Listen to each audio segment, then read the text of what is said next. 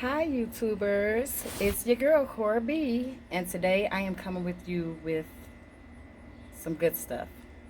Everything that I have been putting out obviously have been good stuff. It's been about narcissistic individuals or narcissistic people or narcissistic. So basically that's what my content is going to be based towards. Um, So I've been getting inboxes, of course, people asking me questions, So today, this video, before I speak on it, give me 2 thumbs up, comment below, and make sure you subscribe to this channel. So today, this video is about my experience with narcissistic individuals, Q&A. So they gave me questions. I'm going to give them answers. So I'm just going to give you a little bit of my experience of dealing with one. First of all, I have been in my relationship with my narcissistic person for 6 years now. And I have been gone for 9 days, I think. So I'm really excited about that because I am like at a happy place in my life. I am, sorry. I am at a happy place in my life. When I was there, I was miserable. I was stressed out. I was depressed. So right now, hopefully this video can help out a lot of people, men and women. But yes, so we're going to just jump right into it. Don't forget to subscribe to this channel, like my video, and please comment below. And if you have any more questions, I will leave my email address. Also, I have a friend. Her name is Patty Boss, and she sells domestic violence t-shirts. So I will leave a link below or her email address for you to, purchase a couple of her shirts. They're beautiful. Hopefully in my next video, I can wear one. So yeah, again, shout out to Patty Boss. She's awesome, you guys. She's a great leader. She's a great person. Make sure you subscribe to this channel, though. Make sure you comment on this video, and make sure you give me thumbs up. And share the video. It's a lot of people that's going through these things that they don't know, So just make sure you share the video.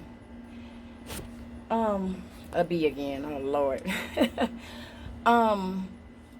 So, when I was growing up, of course, I'm an 80s baby. Shout out to the 80s babies. When I was growing up, domestic violence was that was it. That was the name for it, domestic violence. And now, the world has put names on a lot of things, but it makes sense.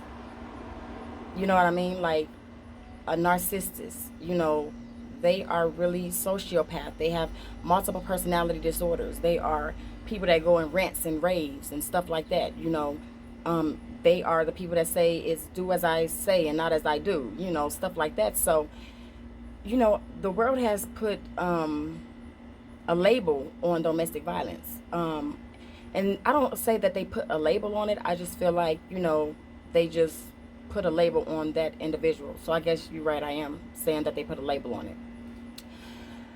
So we're just going to jump right into this. So my first question is, when did I begin speaking to my narc? So I began speaking to my narc 2012. I met him, of course, at a liquor store. And, he was just a cool person, I thought.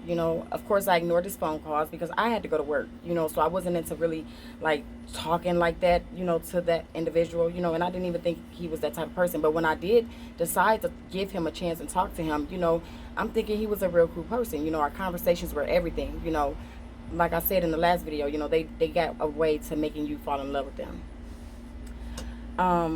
So 2012, and this is 19 now, so it's been about 6 years. So yeah, we technically have, oh sorry, how many children we have together? So we technically have 4 children, two girls and 2 boys. The girls are living, 2 are deceased. So yeah, 4 children total. I will never forget about the 2 children that are deceased. So yeah, ever. The next question is, how did I feel while I was dealing with my narc? How did I feel when I was dealing with my narc? In the beginning, you see red flags of people. A lot of women and a lot of men, they ignore those red flags. From experience, I would say never ignore a red flag. I felt in the beginning, I felt good. I felt like everything was cloud nine. Everything was great. Like in my last video, I said they the people that, you would go into the ocean for with no life support.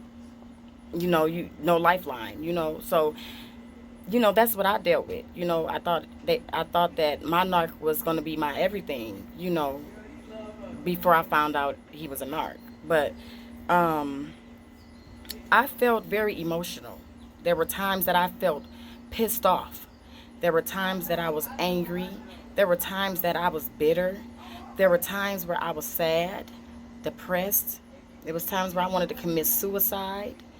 It was times that I wanted to just get into a car accident just to get away.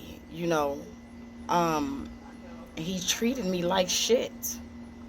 It was times where he put women before me. All his exes, they were superior.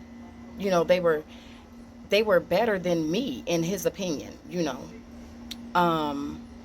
So I felt like I was a nobody. I felt like I had no voice. I felt like I was not in control of myself or my surroundings. It was times where I felt like I wasn't even in control of my children. But yes, I was emotional. I was a wreck. And it's hurtful, and it was really, really sad. You know what I mean?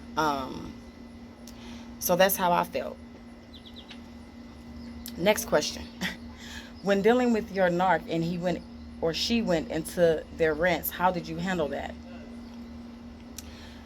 In the beginning, I was very, very afraid. So I can give you a story. It was a time which is a red flag. It was only the beginning.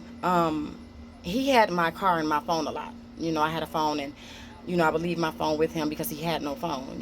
Now he was a person that knew how to get it. You know what I'm saying? I'm not going to take that away from him.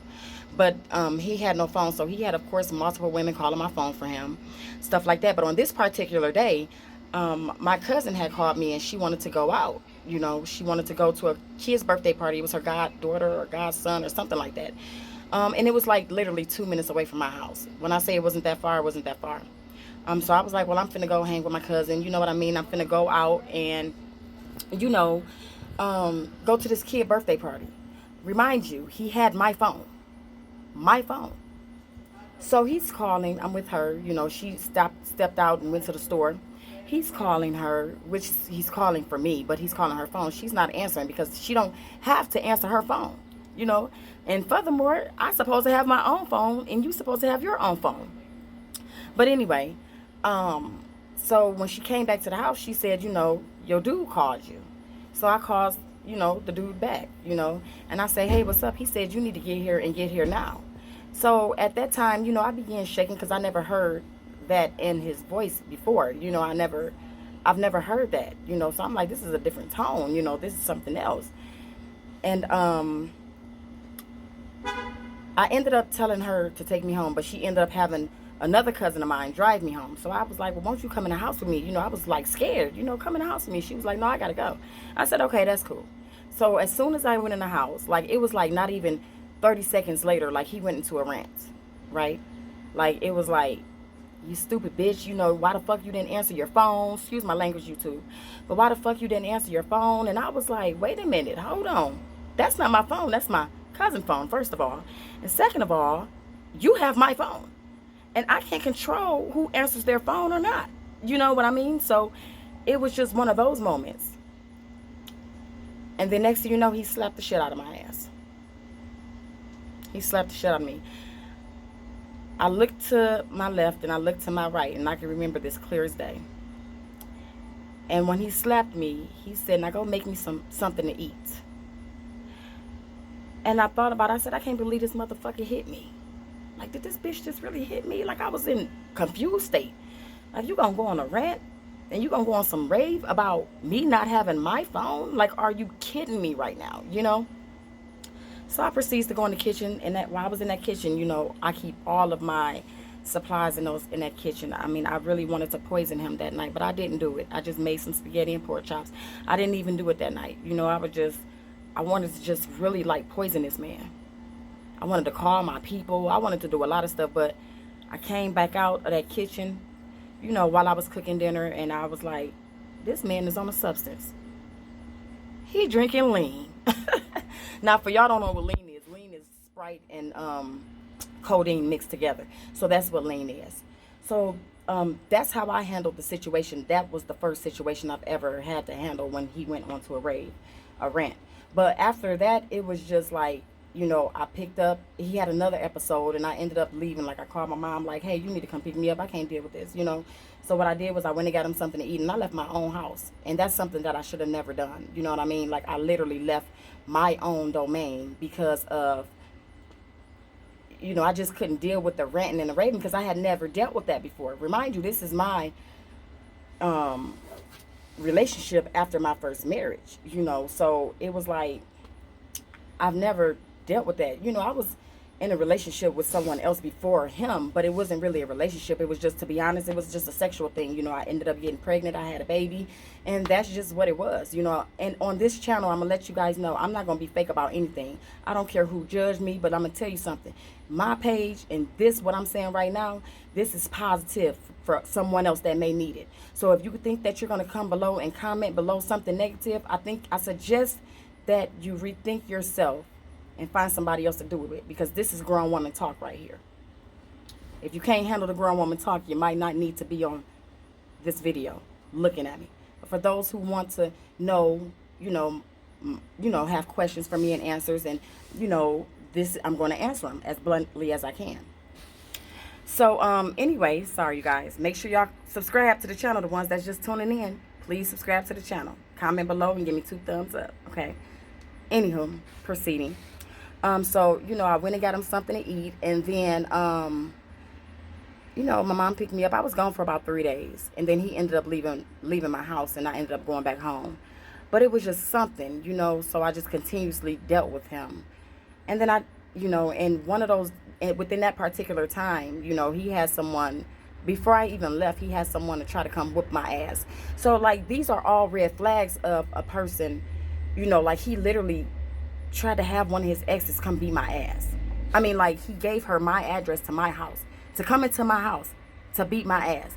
Now, the crazy twist part to it was, she didn't want to deal with him no more. So she didn't, I guess, want to beat my ass. Maybe she did. I don't know. But she ended up trying to keep us together, and we ended up being together, but they the same sign, so they might be the same, whatever. But anyway, so that was the rants. Then I got used to the rants, and it was like, okay, I'm gonna argue back with you now, because now I'm sick of the shit. I'm gonna argue back. Like, no, you're not gonna do this. This is not what you're gonna do. He would rant and rave about my baby daddy, both of them. He would rant and rave about any little thing. I could tell him something from my past, and he's gonna rant and rave about that. He goes on a lot of rants and raves, especially on, Facebook and stuff like that, trying to bash me and stuff like that. But back then, I was like, I would get angry, I would be pissed off. So the way that back then that I would handle the rants and rave would be, I would argue back with him, and I wouldn't care. It was just, I got to that point, like, I'm sick of this shit. I'm sick of it, so I'm going to argue back with you. You're going to throw tantrums like a little baby, so I'm going to just go ahead and throw them back with you. It was more of an eye for eye with me.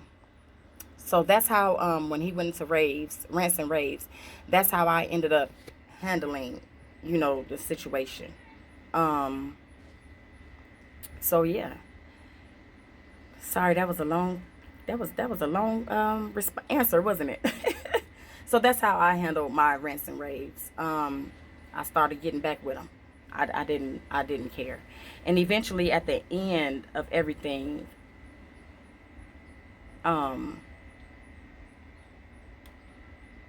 we'll get to that.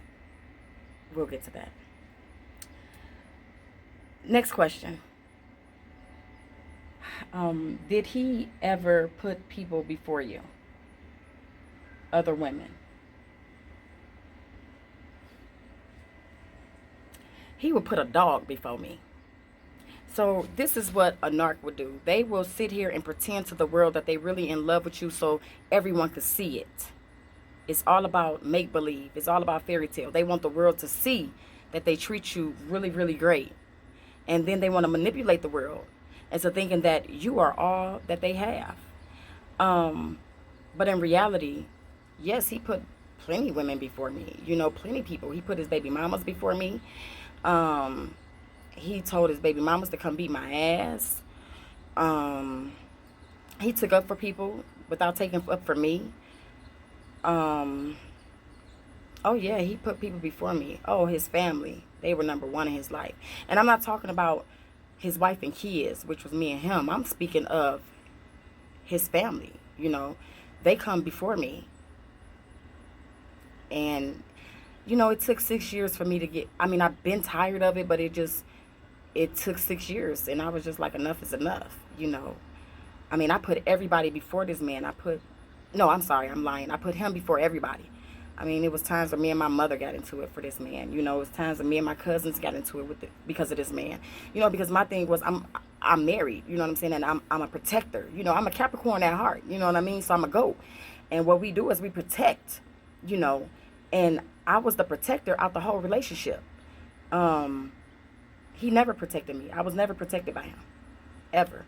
So far as putting people before me, that's just what he always have done. I mean, he put everybody before his wife and kids. So like, he may feel like buying me a Benz or buying me a truck, you know, was something to me, or material was something, or money was something, but that meant shit to me, because at the end of the day, like, when we get into it, you take it back. You know, he took it back. So it was like, it didn't mean anything to me. You know what I'm saying? I'm like, I always, in my mind, anything he gave me, always in my mind was, this ain't never my shit. You know what I'm saying? Like, it's not mine, you know, but he never protected me. And somebody could say, somebody can call me a bitch, and he not gonna protect me. Like, for instance, one of his homeboys sat there and touched my ass, and I told him about it, you know, and he believed his homeboy over me and called me a liar. You know what I'm saying? Like, oh, I had some stuff going on, you know what I mean? And it was like, it gave me backflashes, like, you never took up for me. So, yes, to answer your question, he always put people before me. Always. How did I feel about it? I felt like shit. I felt like I'm out of state with a man and his people. He got a way of persuading people. I'm sorry. He had a way of persuading people to looking at me as if I was the crazy one. He had a way to manipulate the whole situation, you know. So even our friends, they became his friend, you know. So now our friends as a married couple are not my friend anymore, you know. It's like, you look at them differently. Like, how you gonna sit here and you see what this man do, you know, or you see what this woman do, how you gonna sit here and allow them to persuade you, you know? So yeah, he's always put people before me. To answer your question again, I was never first. Sorry, you guys, I had to blow the camera. But I was never first. So, next question. Have you ever went on rants and raves towards your family, in front of people? Yes, he has. He's cussed me out in front of my mother. He's cussed me out in front of my brother, in front of my cousins. He showed his ass to my immediate family, far as my uncles, my brothers, including my son also. You know, he's my children. You know, he did it in front of his mother. You know, he's whipped my ass in front of his mother, and she never did shit about it. She never told him, son, you're wrong, you shouldn't be doing this. No, she always say it takes two to argue. Well, I say, Cora say, it take one person to start an argument. But everybody was so afraid of him around me, not my family. Everyone that was around us was so afraid of him. It was just like, It was nothing. No one told him what he did was wrong. And that's basically how he grew up. You know, everything he did wrong, it was pacified. So that's what he eventually got used to, you know. So yes, oh, he's whipped my ass in front of multiple people, you know. Um, I've had bruises. I've had black eyes. I've had, my ribs, was hurting, you know. I had to wear stuff to keep me from being in pain, you know. Um, so yeah, he's done a lot of things in front of people, which was so embarrassed. It was embarrassing. It was this one time he ended up calling my daughter's father, and he ended up calling this man, and I had just had my second son by him, and my son was in the hospital. I had just got out of the hospital. I was cut open, you know. I just had surgery. I had to get a C-section. And he called this man about 4 in the morning, and he told this man to come get his bitch.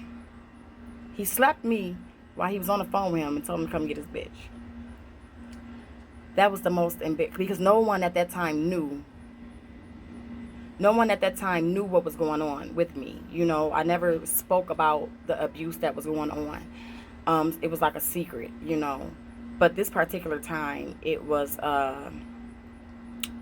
since my baby daddy, you know, I might as well tell the world, you know. It was embarrassing, you know. But I really hated the fact that my daughter's father knew. Why is people calling me right now? I really hate the fact that, you know, people, that my daughter's father knew, because I feel like once you leave a relationship with someone, you know, it's nobody else's business. It's not that person, your ex, or anyone's business to know what's going on in your relationship. You know, so he opened that door. So yes, he's embarrassed me. He went on rants and raves in front of people, over the phone. He's done a lot. He's done all of that. I can't believe I'm even speaking about this. I mean, I'm just not embarrassed anymore. I mean, it is what it is. You know, when you come to a place in your life when you're at peace, I'm at peace, you know, so I can speak about it. And this is my testimony, you know. So I think I'm going to take a couple of more questions. Well, I'm going to look at a couple of more questions, and then I'm going to sum it all up. We at 22 minutes right now and 33 seconds into the video. So yeah, he has went on rants and raves in front of people. It was very, very embarrassing. I was very embarrassed. I was hurt by it. I was embarrassed. I was pissed off. I was mad. I was angry. I became bitter and everything. Next question. Next question is, oh,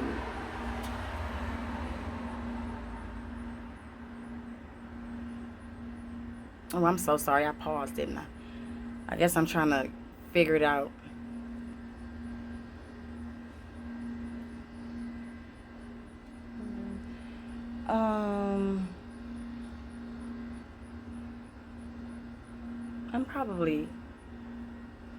I'm sorry.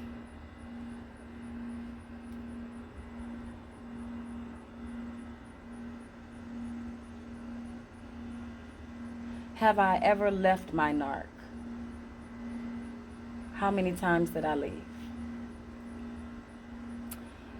I left my narc the first time, 2017. That was the first time I ever left. I left because of the situation that I just explained about my daughter's father. You know, he called him, and it was embarrassing, and I left.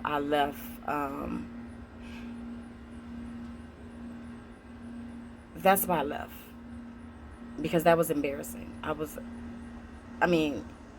so embarrassing. That was the first time I left. So I left 2017. I was gone for 8 months. I ended up coming back because, and really, technically, I didn't supposed to come back. It was basically I needed help with the children. And I guess he wasn't going to be able to do it by himself with the kids. I don't know. But I ended up, of course, staying. So that was the first time I left and came back. The second time was when I left. I ended up actually going to a domestic violence center. And what happened was he pulled me out of the car. And he ended up calling 911 on himself first. I guess that was just to scare me, you know, whatever. But then when he pulled me out of that car, you know, I was like, enough is enough, and I got tired of, like, no. So that was the second time I left, but then I went back. So I would say this is the third time I left. I would not let it go to 7 years. We will not be making it 7 years. No. I've even applied for a divorce 2018, because on my birthday, you know, he woke up and he spit in my face. You know, he was just angry. He was angry at the fact that I have found a friend. Me and the girl ended up getting into a fight, but I found a friend, and, you know, it was someone that I can talk to, you know, because everybody that I come close to or become close friends with, it was always a problem. You know, it was always a problem, always an issue. So this is my third time leaving. It won't be no fourth, it won't be no fifth, it won't be no sixth. I'm never going back. You know, like I say, I'm so much more at peace and harmony within myself. I feel like I'm a better version of before I even met him. You know, it was days where I didn't even want to wash my ass, brush my teeth. I didn't want to get out the bed. I didn't want to eat. I didn't want to do anything because it was just that horrific. You know, it was just that bad. And so much things that I accepted that I did not supposed to accept. You know, I never supposed to even came back to this relationship with this man. I supposed to stay gone. You know, and me accepting him, it was like, I want him to change for me. You know, I want him to change for his children. I want him to change for himself. You see what I'm saying?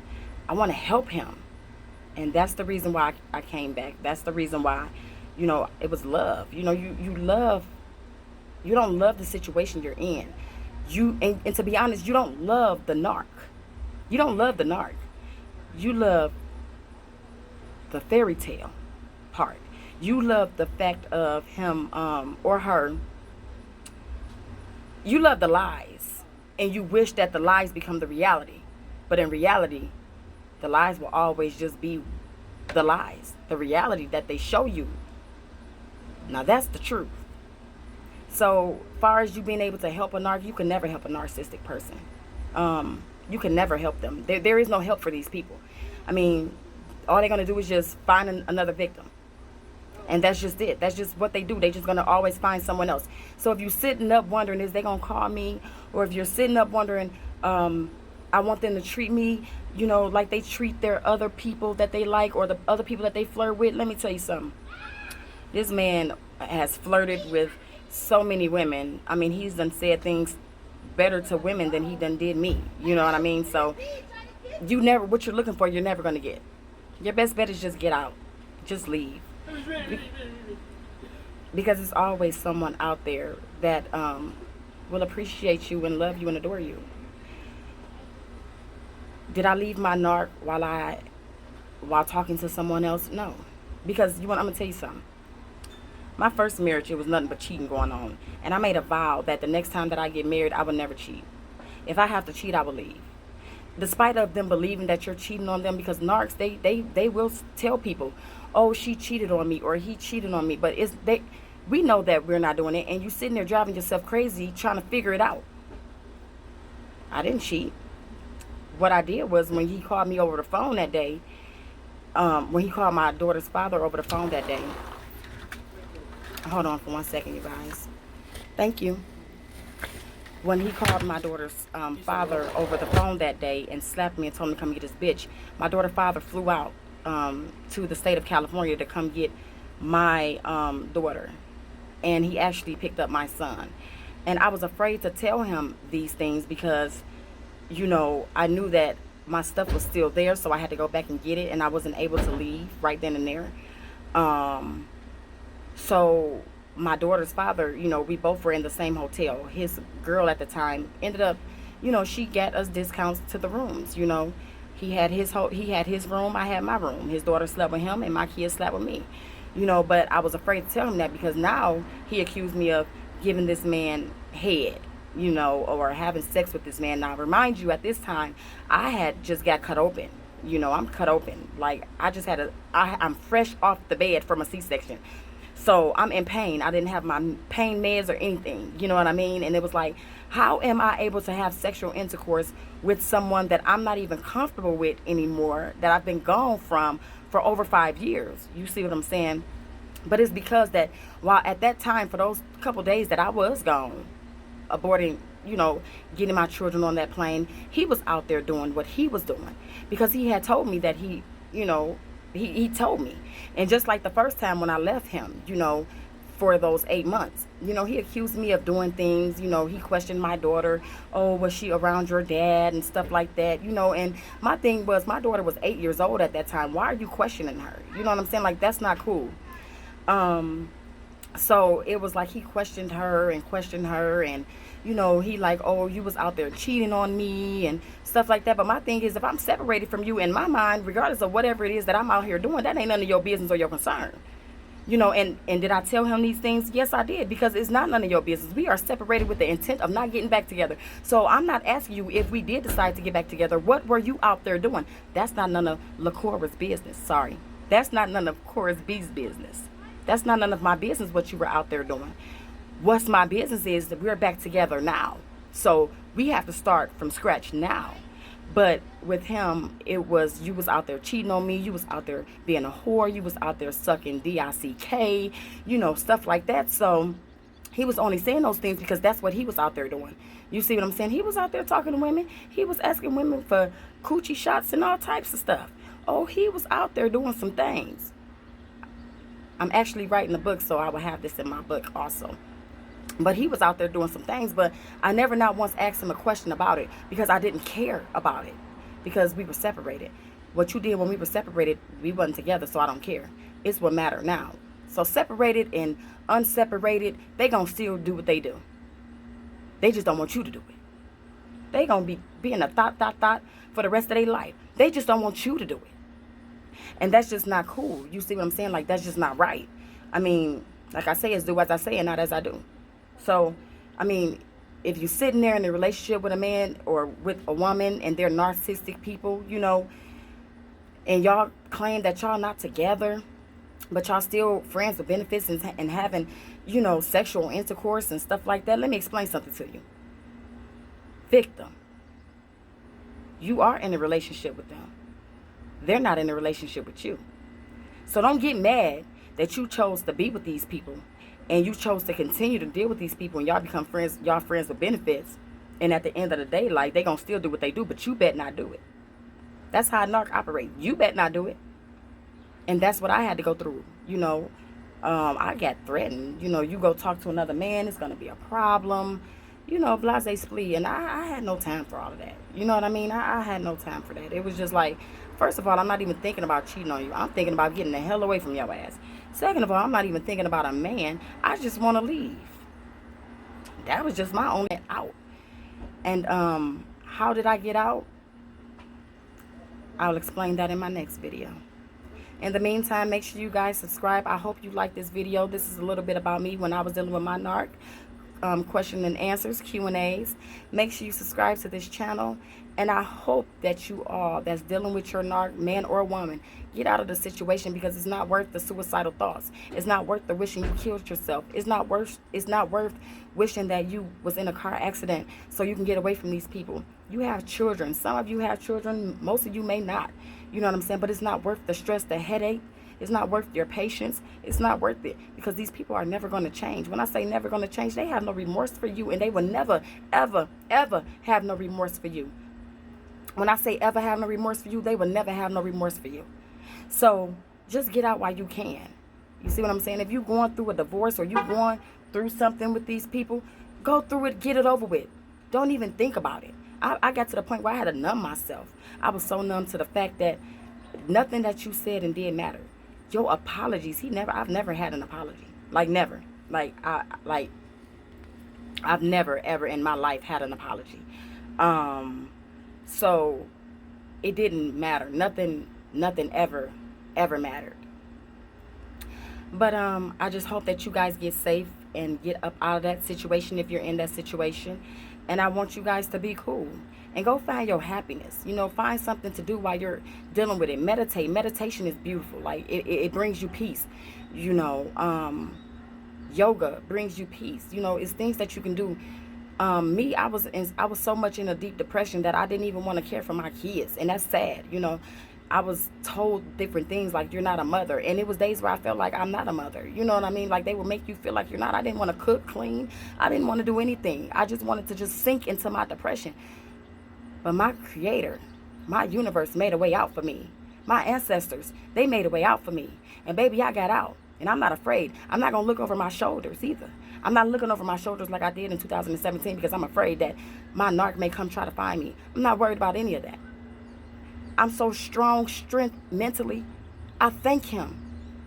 I thank him because I would never have to deal with one again.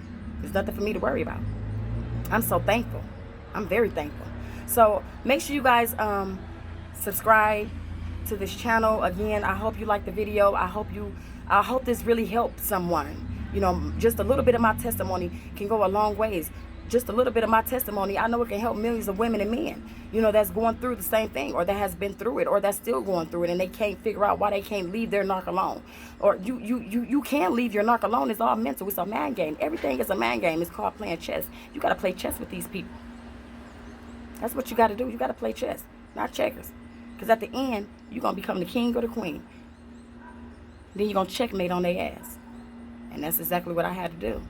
So, if you're sad today, you know, I always want to end my videos with sadness. If you're sad and depressed today, I want you to go into that bathroom and I want you to look in the mirror and I want you to manifest positivity into your life.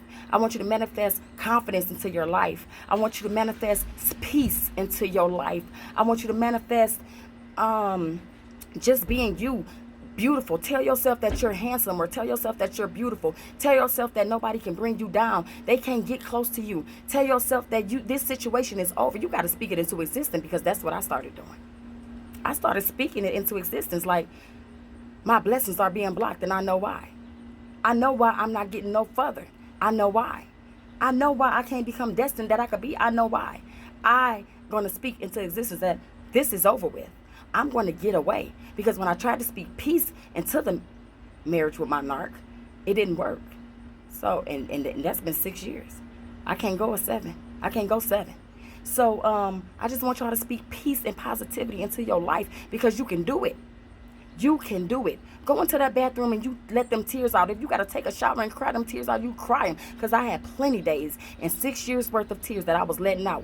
I had so much tears, I wish I could put them in a bottle and show you guys. That's how much tears I had. My eyes were so swollen from tears. My heart was so broken. But I started speaking existence into my life, manifesting the fact that I am beautiful. I am confident. My self-esteem. I'm not an ugly person, with or without lipstick. I don't wear makeup. I do wear lipstick, though, and eyeshadow. I am beautiful. I used to hate my teeth, you know, because I used to wear braces, and, you know, I feel like my teeth were shifting. But I'm like, I'm beautiful. I don't care. Like, I don't care what nobody say about me. I don't care what nobody think about me. I am beautiful. I don't care how nobody feel about me. I'm me. I'm Cora B. And ain't nobody this time. I would never allow nobody to steal my joy. So I want y'all to not let anybody steal your joy. You don't have to get on drugs. You don't have to smoke 1,000 packs of cigarettes a day. I'm back down to 1 pack of cigarettes for 3 days now. And that feel good, because I'm really trying to stop smoking, and I'm going to get there. But, manifest beautifulness in your life. Manifest confidence in your life. You got to give your own self-confidence dealing with your narcs. I'm telling y'all that now. They not going to give you confidence. They going to tell you cute for the second, but then the next 3 seconds, they going to call you a hoe, a bitch, a slut, every name in the book. So you got to give your self-confidence. You got to numb yourself from these people until you leave. You got to just numb yourself. Every question they ask you got to be, I don't know. Even if you do know, I don't know. Act like you don't know, because they think they know everything. So you act like you don't know. So that's just a little bit of encouragement, a little bit of my testimony. That was just some questions and answers that I was asked, and I just wanted to give that to you guys. And I want you to be positive. Again, be positive. Love yourself. Tell yourself that you love yourself, because you are you got. You got your children too, but in reality, you are you got. Go talk to your soul. Go look in the mirror and speak to your soul. Your soul is your inner self. Because I realized that my soul missed me. My soul missed me. She missed me. I had to talk with my soul. And she said, "Why did you do me like this? Why did you leave me? Why did you put him before me?" And I had to apologize to my soul and forgive my soul. Well, not my soul. I had to apologize to myself and forgive myself and say I'm sorry. And from this point forward, I'm going to love me. I come first. I come first. I would never put nobody before me again. If it ain't my children, I would never put nobody before me again. I'm sorry. It'll never happen again. No. You got to bring something to the table now. I know loyalty. Do you? That's the question. Do you? I know what loyalty be. I know what loyal is. So, again, I encourage you guys to just be blessed, stay safe, get out the situation, especially if it's abusive, if it's horrible, if it's horrific. Get out of that. Get out of it. You can. You can. Don't think you can't. You can. Don't worry. See, I had to get to the point of not worrying about the material. Don't worry about the material. Don't worry about nothing. Everything gonna fall into place. Y'all be blessed. I'm out of here. I will talk to you guys on my next video. Again, subscribe to this channel. Be looking out for Patty Boss. She sells domestic violence t-shirts. And they are beautiful. I really like them. She have plenty of them. So be looking out for that. And thank you. And you guys will see from me or hear from me in my next video soon. Oh, make sure you comment below too. Goodbye.